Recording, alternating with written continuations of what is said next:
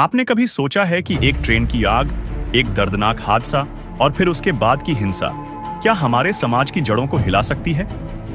27 फरवरी 2002 का दिन भारतीय इतिहास में एक ऐसी तारीख है जिसे भूलना आसान नहीं।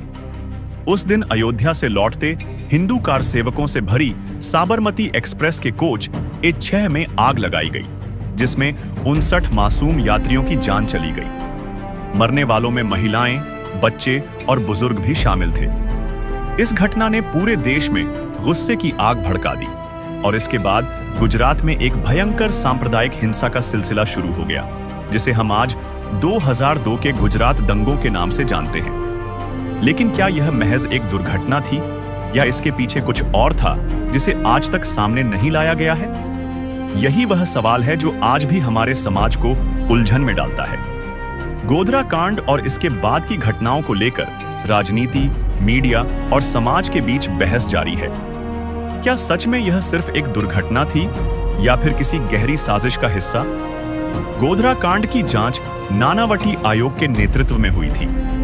इस आयोग की रिपोर्ट के अनुसार साबरमती एक्सप्रेस की चैन खींचकर उसे रोका गया और वहां पहले से तैयार भीड़ ने आगजनी की, जिसमें 59 यात्रियों की जान चली गई। इसके विपरीत रेल मंत्री लालू प्रसाद यादव के कार्यकाल में बनाए गए बैनर्जी आयोग ने 2005 में यह दावा किया कि यह घटना एक दुर्घटना थी, बाहरी साजिश का इससे कोई संबंध नहीं था।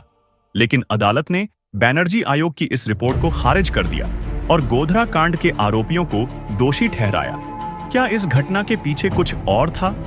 क्या यह एक सुनियोजित साजिश का हिस्सा था या फिर यह महज एक असहमति के परिणाम स्वरूप हुई घटना थी?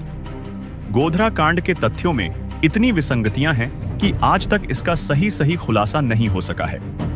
गुजरात दंगों पर चर्चा करते वक्त अक्सर राजनीतिक विचारधाराएं हावी हो जाती हैं। पत्रकार और राजनेता इसे अपनी अपनी दृष्टि से देखते हैं और यह मुद्दा कई बार उनके पक्ष के अनुसार सामने आता है।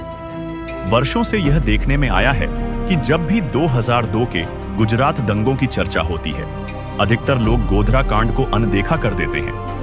एक वर्ग इसे गुजरात दंगों की पृष्ठभूमि के रूप में नहीं देखता और केवल उसके बाद हुई हिंसा को ही केंद्र में रखता है। द साबरमती रिपोर्ट में मुख्य भूमिका निभा रहे विक्रांत मैसी ने एक पॉडकास्ट में कहा कि उन्होंने 10 सालों में देश को करीब से देखा है और उन्हें नहीं लगता कि भारत में मुस्लिमों के साथ कोई भेदभाव होता है। उन्होंने यह भी कहा कि हिंदू धर्म को पिछले कुछ वर्षों में ही अपनी असली पहचान मिल पाई है। विक्रांत के इस बयान के बाद सोशल मीडिया और खासकर वामपंथी और उदारवादी सोच वाले लोग उनकी आलोचना करने लगे। उनके बयान को एक एजेंडे के रूप में देखा गया और इसे लेकर काफी विवाद खड़ा हो गया। क्या विक्रांत का बयान सच्चाई की ओर इशारा करता है या यह एक निश्चित राजनीतिक उद्देश्य को पूरा करने का प्रयास था? द साबरमती रिपोर्ट और विक्रांत के बयान ने समाज में एक नया विमर्श शुरू किया है, जिसमें यह सवाल खड़ा किया गया है कि क्या हम सच को समझने के लिए तैयार हैं या हम केवल अपनी पूर्व धारणाओं से बंधे हुए हैं। भारतीय समाज में सांप्रदायिकता और राजनीति के बीच गहरी खाई है। एक तरफ जहां कट्टरपंथी विचारधाराओं को बढ़ावा मिलता है, वहीं दूसरी तरफ धर्मनिरपेक्षता की आड़ में धार्मिक और सांप्रदायिक मुद्दों का फायदा उठाने के लिए अलग अलग एजेंडे चलाए जाते हैं। उदाहरण के लिए, जब आमिर खान ने यह बयान दिया कि उनकी पत्नी को भारत में डर लगता है, तो मीडिया ने इसे बड़ी सुर्खियों में कवर किया था। इसी प्रकार जब स्वरा भास्कर, फरहान अख्तर और अली फजल जैसे बॉलीवुड सितारों ने सीए और एनआरसी के खिलाफ बयान दिए, तो उन्हें भी कई बार बिना समझे विवादों में घसीटा गया। विक्रांत मैसी के बयान के बाद उन्हें भी उसी तरह के विरोध का सामना करना पड़ा जैसा आमिर खान ने किया था। परंतु सवाल यह उठता है कि एक लोकतांत्रिक देश में हर किसी को अपनी बात कहने का हक है, चाहे वह विक्रांत मैसी हो, कंगना रनौत हो या फिर आमिर खान। लेकिन सच्चाई यह है कि जो लोग इस देश में असहिष्णुता बढ़ने की बात करते हैं, वे खुद उन विचारों का सामना नहीं कर पाते जो उनकी विचारधारा से मेल नहीं खाते। गोधरा की घटना में मारे गए 59 लोगों के परिवारों का दुख और उनकी त्रासदी कहीं न कहीं इस विवाद में दबकर रह गई।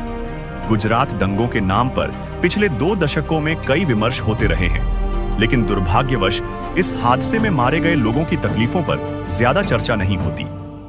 द साबरमती रिपोर्ट जैसे प्रयास हमें इस त्रासदी के उस पहलू को समझने का अवसर देते हैं जिसे सामान्य तौर पर लोग भूल चुके हैं। गुजरात के उस दुर्भाग्यपूर्ण अध्याय के दौरान एक समुदाय विशेष को हिंसा का शिकार बनाया गया, लेकिन इस कहानी के दोनों पक्षों को समझना महत्वपूर्ण है। दंगों की आग में केवल एक समुदाय ही नहीं बल्कि दोनों पक्षों को नुकसान हुआ और गोधरा कांड इस हिंसा का प्रमुख कारण बना। सांप्रदायिक हिंसा और धर्म के आधार पर हुई हिंसा पर विचार करते समय हमें एक निष्पक्ष दृष्टिकोण अपनाना होगा। किसी भी धर्म या समुदाय पर हुए अत्याचार के खिलाफ आवाज उठाना हमारा फर्ज बनता है, चाहे वह हिंदू समुदाय हो या मुस्लिम।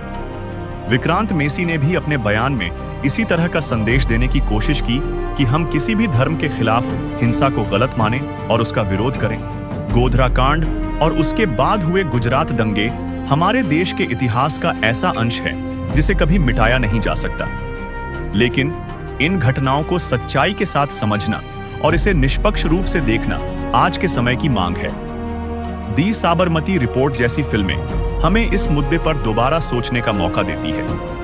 आज हमें एक जिम्मेदार समाज के तौर पर हर धर्म, जाति और समुदाय का सम्मान करते हुए आगे बढ़ना चाहिए। याद रखें, किसी भी प्रकार की हिंसा, चाहे वह किसी भी धर्म या समुदाय के खिलाफ हो, समाज को नुकसान ही पहुंचाती है। आइए हम सब मिलकर एक शांतिपूर्ण और समान समाज की ओर बढ़ें। सांप्रदायिक हिंसा को नकारना और सच्चाई को अपनाना ही हमें एक बेहतर समाज बना सकता है।